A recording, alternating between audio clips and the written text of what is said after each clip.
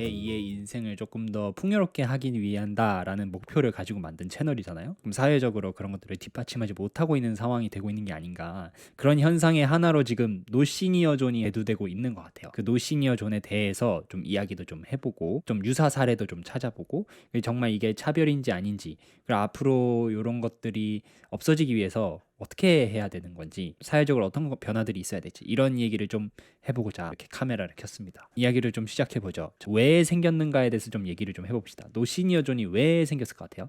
왜 생겼느냐를 생각을 해보면은 아마도 소위 말해서 손이 조금 더 많이 가서 그런 게 아닐까라는 생각이 들어요. 그러니까 요새 예를 들면은 대부분의 주문 시스템이 키오스크로 바뀌었잖아요. 근데 이제 어르신들 분들 중에서도 굉장히 능숙하게 키오스크를 사용하시는 분도 계시지만은 이제 저희 어머니 같은 경우만 해도 이제 키오스크 사용하는 걸 꺼려 하시거든요. 이제 그러는 경우에는 이제 알바생들이나 직원들이 본인의 일을 다른 업무를 처리하는 와중에 와서 이제 시니어 분들을 도와드려야 되잖아요. 본인들 입장에서는 이제 추가적인 일이 더 늘어날 수 있다라고 생각해서 차별이 생기지 않았을까라고 저는 개인적으로 생각합니다. 그분들을 특별히 도와드리기 위해서 더 노동력이 든다든지, 더 시간이 든다든지, 더 자본이 든다든지 이런 문제들이 생기겠죠. 근데 제가 생각하기엔 비효율적이기 때문에 그분들을 이제 안 받겠다, 이런 차원을 좀 넘어서는 이야기인 것 같거든요. 노시니어 존에 대한 이제 기사가 있고 거기에 댓글들을 조금 봤어요. 오죽하면 그랬을까,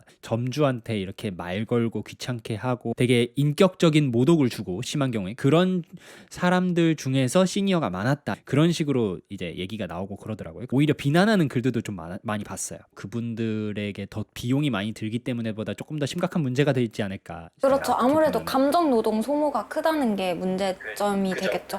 똑같은 수준의 시급을 받으면서 똑같은 그 이상의 감정 노동을 하라는 거는 어떻게 생각하면은 공평하지 않은 처사일 수도 있잖아요. 근데 그게 생각해보면 차별일 수도 있다는 거죠. 모든 시니어들이 그렇지 않을 텐데 경향성이 뭐 있을지언정 그거를 가지고 노시니어존을 만들 그런 명분이 되느냐, 그건 잘 모르겠어요. 저도 똑같이 세훈님이랑 생각을 하는 게, 사실 그렇게 불친절한 사람들이나 무례한 사람들은 모든 연령대에 존재를 한다고 생각을 하거든요.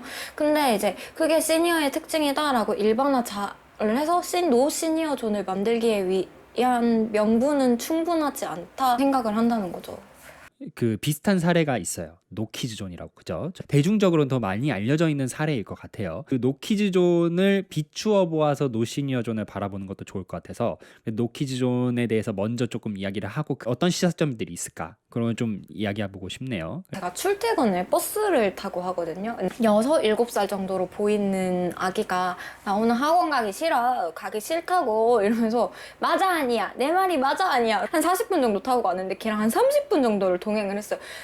30분 내내 맞아 아니야, 내 말이 맞아 아니야 라고 하더라고요. 이제 어른들도 처음에는 애기니까 그럴 수 있다라고 생각해서 아무 말도 안 하셨는데, 안 되겠는지 이제 1000개쯤 가셔가지고 그만해, 이제 사람들 있는데 뭐 하는 거야. 기사 아저씨도 이제 좀 조용히 애 좀 조용히 시켜달라고 얘기를 했는데, 그 할아버지가 이제 뭐라고 했냐면 아직 애라고, 얘가 뭘 몰라서 그렇다고, 어떻게 이렇게 조용히라고 하라고 하기만 하냐고, 좀 이제 양해 좀 해달라, 이런 톤으로 말씀을 해주시는 거예요. 할아버지 할머니, 옆에 계시는 할아버지 할머니가 적극적으로 애를 하려고 하시는 자세를 취하지 않았다는 거에 굉장히 인상이 깊었고, 주변에 제재가 들어왔을 때 아직 애라서 얘가 뭘 몰라서 그런다, 좀 대응하는 자세가 굉장히 인상 깊었다? 그런 경우가 정말 간혹 있는데, 좀 조용히 좀 해라, 이렇게 시끄럽다, 부모는 뭐 하는 거냐, 이런 식으로 비난하는 경우가 좀 더 많았던 것 같아요. 그쵸. 그러니까 책임을 부모가 옆에 있는 주 양육자한테 돌릴 수밖에 없잖아요.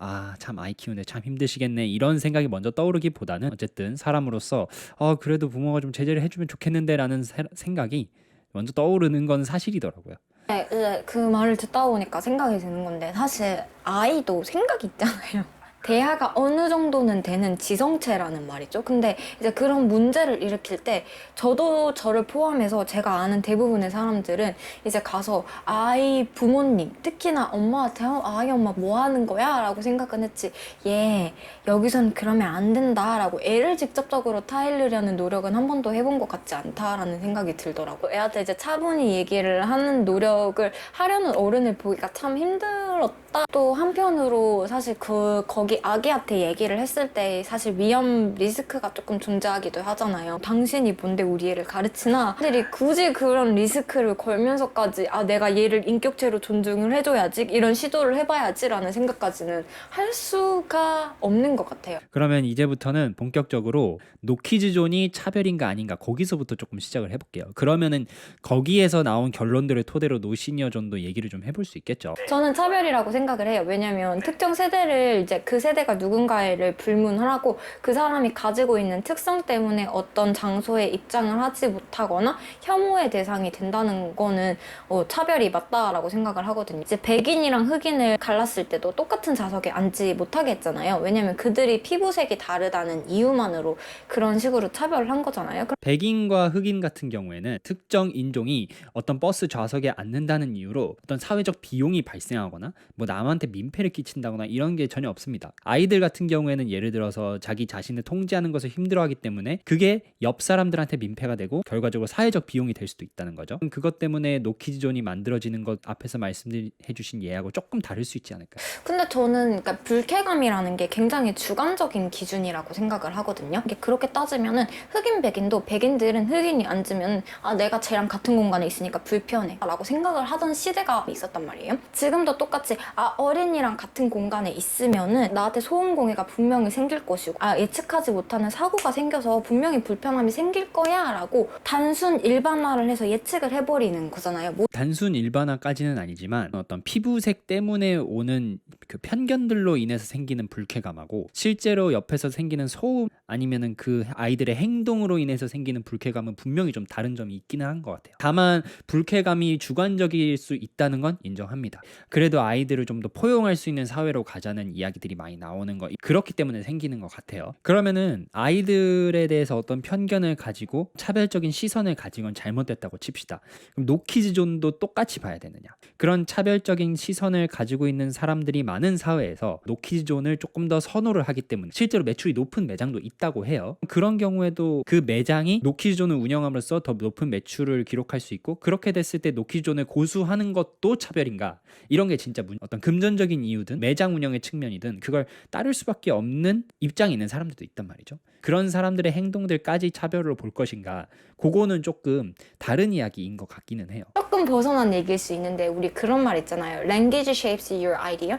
당신이 쓰는 언어가 이제 가장 기본이 되는 언어가 결국 당신이 어떻게 생각하는가를 만들어낸다. 환경이 결국 당신한테 영향을 준다. 근데 이제 노키즈존이라는 게 사회적으로 만연하게 된다면은 많은 사람들 시선에 내가 불편하고 나를 불편하게 하는 것은 배척해도 되겠구나. 아이들조차도 아이는 불편한 존재야. 마음껏 뛰어놀아야 되는 존재가 아니고 사회에 불편함을 주는 존재구나.